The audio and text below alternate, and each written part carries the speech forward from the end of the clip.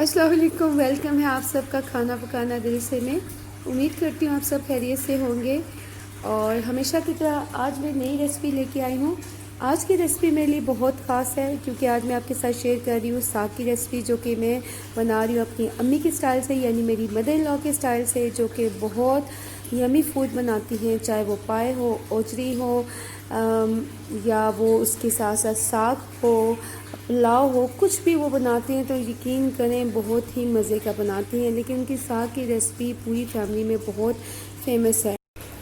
ये जो साग की रेसिपी है, इसको बनाने के लिए सबसे पहले तो आपको चाहिए साग। मेरे पास 4 से 5 पैकेट थे। आप बंच समझ लें, 4 से 5 बंच समझ लें, उतने आपने लेने हैं। धनिया अगर ज़्यादा मोटी हैं तो उसको आपने कट ऑफ कर देना है, फूल बीच में से निकाल देने हैं और बारीक बारीक कट करना है। उसके बाद आपने खुले पानी से अच्छी तरह से बड़े बर्तन में आपने धो लेना है, 6 से 7 बार, बल्कि मैंने तो 10 बार धो लिया था। हालांकि गंदा भी इतना नहीं था, ताकि कुछ ज़रा ये कंकर जो हो वो निकल जाए। ठीक है। फिर उसके बाद आपने एक छलनी में रख लेना है, तो उसकी पानी ताकि ड्रेन हो जाए। ना भी हो जाए तो उसका इतना इशू नहीं, अगर फुली नहीं भी होता। जैसे अभी मैं बॉईल कर रही हूँ, तो मैंने एक बड़े पतीले में पहले पानी बॉईल करने के लिए रखा, साथ ही मैंने साग शामिल कर दिया और तकरीबन 1 से 1.5 घंटा लगता है साग को गलने में। आप अपने हिसाब से चेक कर लीजिएगा। और पानी की क्वांटिटी मैंने ज़्यादा रखी है। एक बार साग उबाल लें और फिर उसके बाद आप उसको फ्रीज़ कर सकते हैं। जब जब आपको ज़रूरत हो पेश आती है, आप अपने हिसाब से उसको बना के खा सकते हैं। और तकरीबन आपने देख लिया है कि मैंने साग को अभी जो गलने के लिए रखा था तकरीबन अब गल चुका है। आपने ऐसे दबा है कि अगर नरम हो चुका है तो इसका मतलब है कि साग गल चुका है। पानी आपने ड्रेन कर लेना है फुली। और जो उसके बाद आपने क्या करना है कि दूसरी साइड पे ऑयल डालना है। एक पतीले में तकरीबन मैंने 1.5 कप ऑयल लिया है, उसमें बड़े साइज़ का एक पौधा लहसुन का लिया है। उसको मैंने चॉप किया है बिल्कुल बारीक, मतलब पीसा नहीं है मैंने लहसुन को। और मीडियम जो फ्लेम है उसके ऊपर गोल्डन कलर आने तक मैंने जो लहसुन है उसको फ्राई करना है, क्योंकि अभी हम तड़का तैयार कर रहे हैं साग का। बहुत आसान, बहुत झटपट बनती है ये भी रेसिपी, लेकिन यकीन करिए टेस्ट में बहुत मज़ेदार है। ये इसमें मैंने ना गरम मसाला डाला है ना ज़ीरा डाला है।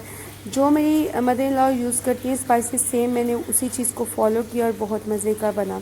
एक और चीज़ भी होती है, हम जब परदेश में होते हैं तो हमें इन चीज़ों की ज़्यादा कदर आती है कि देसी खानों की। तो इसीलिए मेरे लिए तो ये किस्म की नेमत ही थी।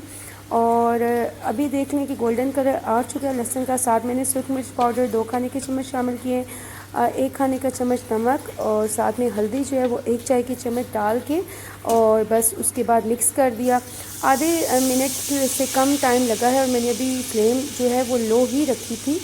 उसके साथ ही जैसे ही कलर थोड़ा सा मिर्चों का, सुरख मिर्चों का और मसाले का बदला, तो मैंने इसमें शामिल कर दिया साग। साग में जब आप बॉयल करें ना, उसमें अच्छी तरह से आपने वाटर को ड्रेन करना है, पानी नहीं होना चाहिए। ठीक है।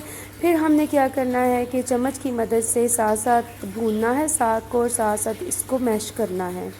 कुछ लोग ग्राइंडर में डाल के ग्राइंड करते हैं और बिल्कुल वो मेहंदी सी शक्ल बना देते हैं, चाहे वो पालक की हो या साग की हो। पर मुझे वैसे खाना या बनाना पसंद नहीं है और ना ही मेरी मदर इन लॉ ऐसा बनाती हैं। आप अगर ऐसे भी बनाएंगे तो ये भी बहुत मज़े का लगेगा। ज़ाहिर सी बात है, जो चीज़ हम खाते हैं अगर उसको उसी शक्ल में थोड़ा सा मतलब टच तो आना चाहिए ना, कि पता चले कि क्या खा रहे हैं। तो ये साग इसलिए भी स्पेशल है कि इसको आप पराठे में भी बनाएं ना तो उससे भी टेस्ट बहुत मज़े का आएगा। अगर आप चपाती के साथ खाना चाहते हैं, साथ बटर लेके, या मकई की रोटी के साथ, तो बहुत मज़े का ये भी बनता है।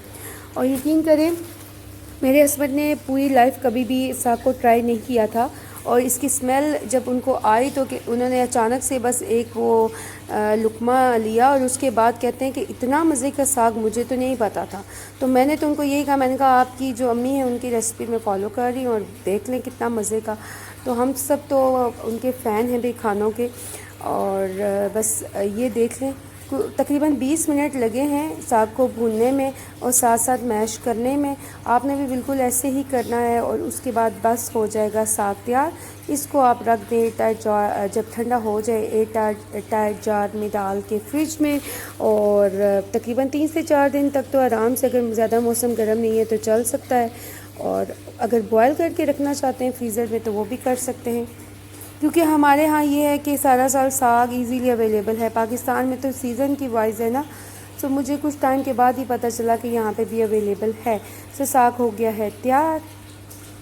अभी इसको लास्ट में मैंने डाली है हरी मिर्ची और हरा धनिया। उसके अलावा ना मैंने इसमें गरम मसाला डाला, ना ज़ीरा डाला, कुछ एक्स्ट्रा चीज़ नहीं डाली।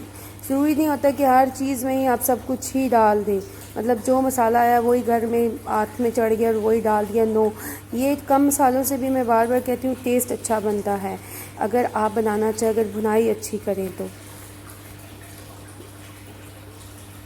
उम्मीद करती हूँ आप लोगों को मेरी आज की रेसिपी भी पसंद आई होगी। अगर मेरे चैनल पे आप नए हैं और मेरी रेसिपी आपको पसंद आती है, मेरे चैनल को सब्सक्राइब करना, वीडियो को लाइक करना, शेयर करना मत भूलिएगा और साथ ही के बेल आइकन को भी प्रेस कर दीजिएगा, जिससे हर मेरी नई आने वाली वीडियो की नोटिफिकेशन आपको मिलती रहेगी।